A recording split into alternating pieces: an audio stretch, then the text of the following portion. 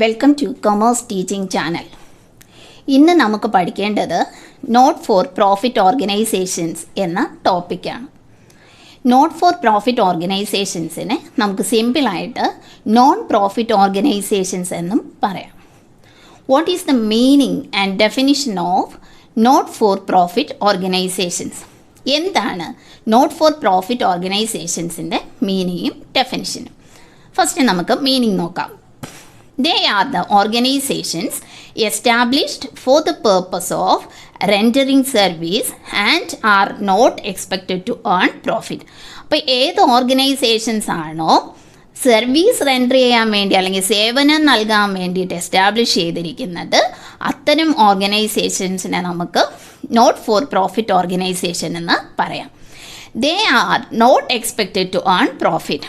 അവയുടെ പ്രത്യേകത എന്താണ്?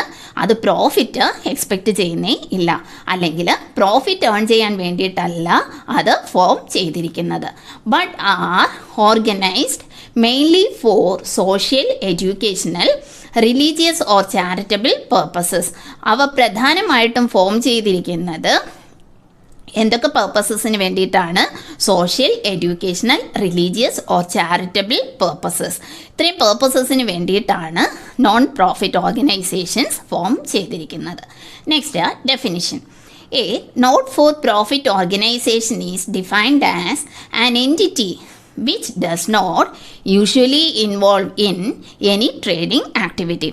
ഏതൊരു സ്ഥാപനമാണോ ട്രേഡിംഗ് ആക്ടിവിറ്റി എൻഗേജ് ചെയ്യാത്തത്, അത്തരത്തിലുള്ള സ്ഥാപനത്തെ അല്ലെങ്കിൽ എൻറ്റിറ്റിയെയാണ് നോൺ പ്രോഫിറ്റ് ഓർഗനൈസേഷൻ എന്ന് പറയുന്നത്. But engages in rendering service to members and for the welfare of the society. അപ്പോൾ സൊസൈറ്റിയുടെ വെൽഫെയറിന് വേണ്ടിയും അതുപോലെ മെമ്പേഴ്സിനും സർവീസ് ചെയ്യുക എന്നതാണ് പ്രധാനമായും നോൺ പ്രോഫിറ്റ് ഓർഗനൈസേഷൻ കൊണ്ട് ഉദ്ദേശിക്കുന്നത്. അപ്പോൾ എന്താണ് നോൺ പ്രോഫിറ്റ് ഓർഗനൈസേഷൻ എന്ന് പറഞ്ഞാൽ? അത് ട്രേഡിംഗ് ആക്ടിവിറ്റിയിൽ എൻഗേജ് ചെയ്യുന്നില്ല, പകരം സർവീസസ് റെൻഡർ ചെയ്യുന്നു മെമ്പേഴ്സിനും, അതുപോലെ തന്നെ സൊസൈറ്റിയുടെ വെൽഫെയറിന് വേണ്ടിയിട്ട് പ്രവർത്തിക്കുന്നു. Examples of non profit organisation എന്തൊക്കെയാണ്? നോൺ പ്രോഫിറ്റ് ഓർഗനൈസേഷൻ്റെ examples: sports and arts clubs, hospitals, libraries, charitable institutions like orphanages, educational institutions, religious institutions, old age homes etc. come under this group. Non-profit organizationsനകത്ത് പ്രധാനമായിട്ടും വരുന്നത് sports and arts club, hospitals, libraries, charitable institutions. ഏതൊക്കെയാണ് charitable institutions? Orphanages, educational institutions, religious institutions, old age homes, അതായത് വൃദ്ധസദനങ്ങൾ. ഇതൊക്കെയാണ് പ്രധാനമായിട്ടും non profit ഓർഗനൈസേഷനകത്ത് വരുന്നത്. Next നമുക്ക് പഠിക്കേണ്ടത് what are the features of non profit organisations. എന്തൊക്കെയാണ് പ്രധാന features? First one, rendering service. മീനിങ്ങിൽ തന്നെ പഠിച്ചു. Their main aim is to render services to its members and the public. പബ്ലിക്കിനും അതിൻ്റെ മെമ്പേഴ്സിനും സർവീസസ് റെൻഡർ ചെയ്യുക എന്നതാണ്, അല്ലെങ്കിൽ സേവനം നൽകുക എന്നതാണ് ഇതിൻ്റെ പ്രധാന aim. Next one, non profit seeking entity. Profit expect ചെയ്യാത്ത എൻറ്റിറ്റി അല്ലെങ്കിൽ സ്ഥാപനം. They do not expect profit as its main objective is to render service. Service നൽകുക അല്ലെങ്കിൽ സേവനം നൽകുക എന്നതാണ് പ്രധാന ഒബ്ജക്റ്റീവ്. അതുകൊണ്ട് തന്നെ non profit organisations profit expect ചെയ്യുന്നില്ല. No trading activities.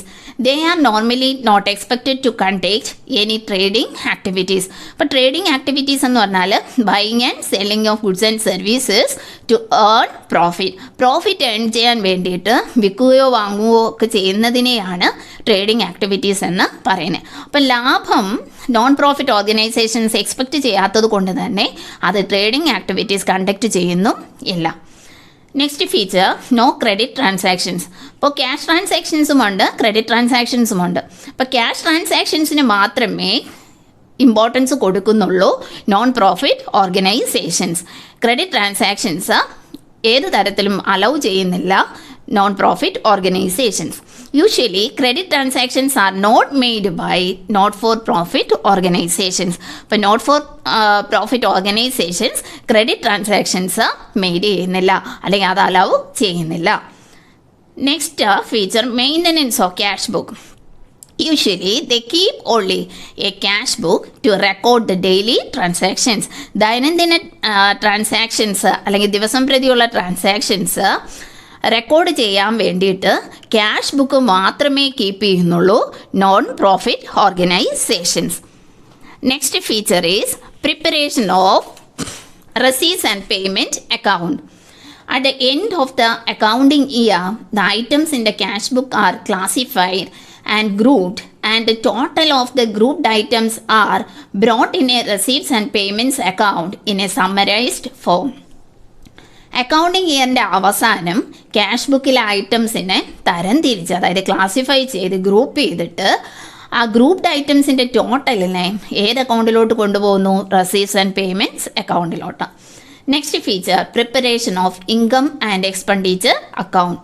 In the place of usual trading and profit and loss account, they prepare only an income and expenditure account. സാധാരണ ട്രേഡിംഗ് കൺസേൺസ് എല്ലാം ഏതൊക്കെ തരത്തിലുള്ള അക്കൗണ്ട്സാണ് പ്രിപ്പയർ ചെയ്യുന്നത്, അല്ലെങ്കിൽ final accounts അതിന് എന്തൊക്കെയാണ് prepare ചെയ്യേണ്ടി വരുന്നത്? പ്രോഫിറ്റ് ആൻഡ് ലോസ് അക്കൗണ്ട്, അതായത് trading and profit and loss account, പിന്നെങ്കിൽ balance sheet.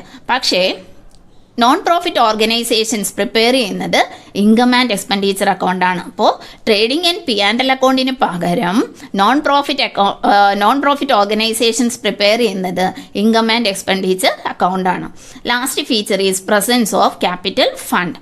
As they are non profit making entities, no amount is invested for capital. Non profit organisations profit make ചെയ്യാത്തത് കൊണ്ട് തന്നെ അതിന് ക്യാപിറ്റലിൽ invest ചെയ്യേണ്ട ആവശ്യമേ ഇല്ല. But they have capital fund. പക്ഷേ അതിന് ക്യാപിറ്റൽ ഫണ്ട് ഉണ്ട്. It represents the accumulated surplus. അപ്പോൾ ഇൻകത്തിൽ നിന്ന് എക്സ്പെൻസ് കുറച്ച് മിച്ചം വരുന്ന ബാക്കി എമൗണ്ട്, അതായത് സർപ്ലസിനെ ക്യാപിറ്റൽ ഫണ്ടിലോട്ട് ട്രാൻസ്ഫർ ചെയ്യുവാണ് ചെയ്യുന്നത്.